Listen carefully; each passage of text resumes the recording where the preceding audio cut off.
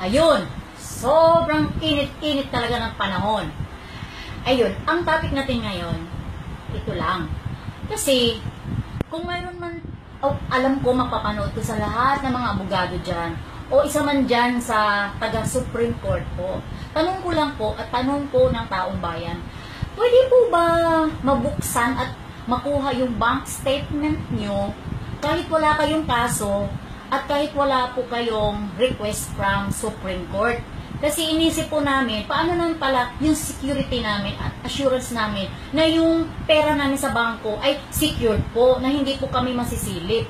Kahit may illegal kami o legal, pareho lang yun dahil privacy po yun ang pagkakalam namin. So, ang mga tao natututo dun sa panahon ni Judge Renato Corona, nakatutok kaming lahat dun. So, kahit papano po, nakakuha po kami ng lesson dun about secrecy law. Tapos, dito naman tayo kay Mr. T. Ikaw, Mr. T ka, total, yan na lang yung pinagkakabalahan mo, mangalkal ng basura. Ba't hindi mo na lang itodo? Bakit hindi na lang lahat ng government official kalkalin mo para naman may magawa ka sa bansa? Kasi tulad ng ginawa mo kay BP Binay, kinalkal mo. Eh ano nangyari? Nga. Ang dami-dami ebidensya, nga pa rin. So, he is still running for president. So, lalong tumaas po yung tinakbo niya.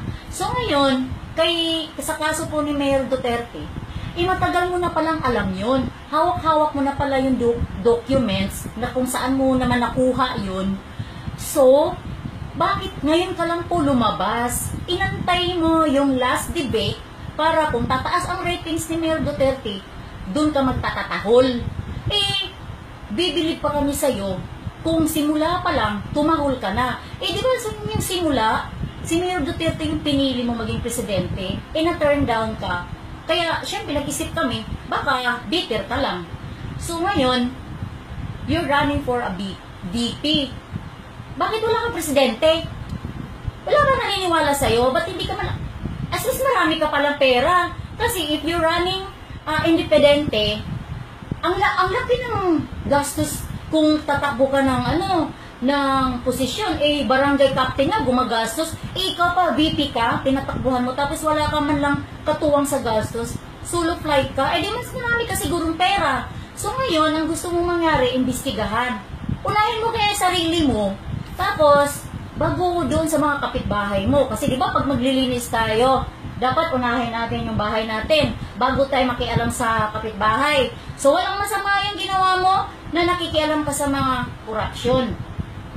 So, ngayon, yung ginawa mo, para kang, kung yung parang mathematically, sobrang simplihan natin. Punta ka sa kapitbahay. Tapos, pagbintangan mo yung kapitbahay mo na, hoy, ikaw yung kumuha ng kaldero namin, no? Tapos, sasabihin ng kapitbahay mo, may ebidensya ka ba? O, siyempre, sasagot din kapitbahay mo. Sasagot ka rin, oo, mayroon. O, itong kaldero. O, ipalo mo sa ulo niya yung kaldero. Ngayon ang ginawa mo kay Mayor Duterte, sinabihan mo, hoy, ikaw yung kumain ng ulam namin, no? O, di siyempre, sasagot si Mayor Duterte, bakit may ebidensya ka ba? O, di ba, ang haba ng proseso, paano mo mapapatunayan na siya yung kumain ng ulam? Di ba? So, kalkalin mo yung CR, antayin mo. Diyos ko naman yung Weber na yan. Papel lang yan. Alam nyo lahat kayo na ang waiver, bank waiver, pwede lang yan buksan kung mayroon kayong specific na bank na pwede nyo buksan kung may kaso kayo at may request yung yung Supreme Court. So, wala din yan. So, ngayon, paano mo papatunayan si Mayor Duterte? Wala ka pa namang kaso na sinasampa sa kanya. So, hindi ka makapunta ng Supreme Court para mag-request ka ng documents. Saan mo nakuha yung mga documents na yan? Doon nga kay Binay, ang dami-daming witness, wala nga nangyari. Tapos yung documents mo, kung saan lang galing yan? Ano ba yan?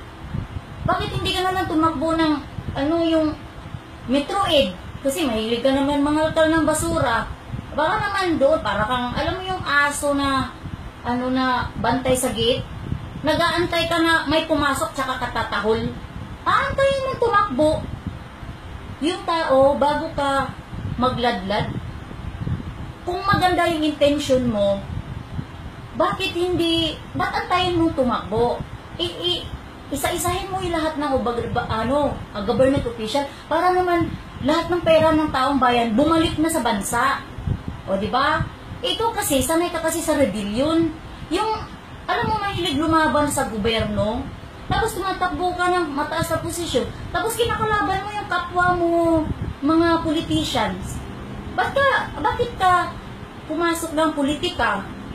Kung ganyan yung inaaway mo lahat, ba't hindi ka na lang pumunta sa bundok at magtayo ka dun ng grupo mo, tapos bantayan mo lahat ng mga kurak, din tsaka mo girahin, maintindihan ka pa namin. Nasa gobyerno ka, takbo ka ng government official, tapos alam mo pala na maraming kalukuhan mga politiko.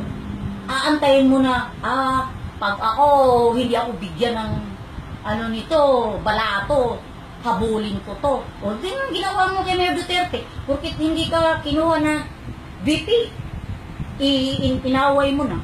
Hindi ka nagtaka na walang presidenteng umano sa'yo, kumuha sa'yo.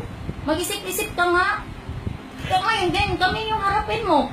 Sabi mo, nakakuha ka ng document sa BPI. Ginamit mo pa yung bangkong BPI. So kami nagtanong sa'yo ngayon, kaming lahat pwede mo pala kaming silipin. Ang dali-dali lang pala silipin yung mga ari-arian namin, walang kaabog-abog. Pante, ayaw mo silipin? Grabe naman to. Akala naman niya magiging superhero siya. So, ito namang mga politisyan na ba? Pirma ng waiver. Ayusin mo kaya yung waiver sa mga hospital. Bakit kung magpa-opera ka, kailangan pipirma ka ng waiver? So, kahit may malpractice pa yung doktor, may nakulong ba? Wala rin. Kasi pinapapirma ka ng waiver eh. So, ibig sabihin, wala silang sagot sa pananagutan kasi may waiver. O, yung mga network, pag may mga game show, papapirma ng waiver. Imbis na insurance, baka magtigo ka dun. Waiver rin yung ipapapirma sa'yo. Para wala silang pananagutan. Eh, yan lang kaya ayusin nyo yung mga about security assurance ng mga tao. Chusera to. Wala naman niya. Tahol ng tahol. Yung mga tubig na tahimik, yun ang mga malalalim. Hindi mo naman mapaikot sa pala dun si Mayor Duterte. Experience fiscal yan. Tapos, lutuin mo sa sarili niya mantika. Magsampa ka ng kaso. Di ba sabi nga, magsampa ka ng kaso. Tahol ka ng tahol. Siyempre, yung iba naman, tuwang-tuwa, tawa pa ng tawa. Ang tagal-tagal na proseso niya. Diyos ko, ilang pang, baka naman, 1 week, iba na naman yung, matatabunan naman yung issue na yan. Wala namang natuloy-tuloy na kaso sa Pilipinas. Lahat naman natatabunan lang. O Mr. T, okay ka na? Zero.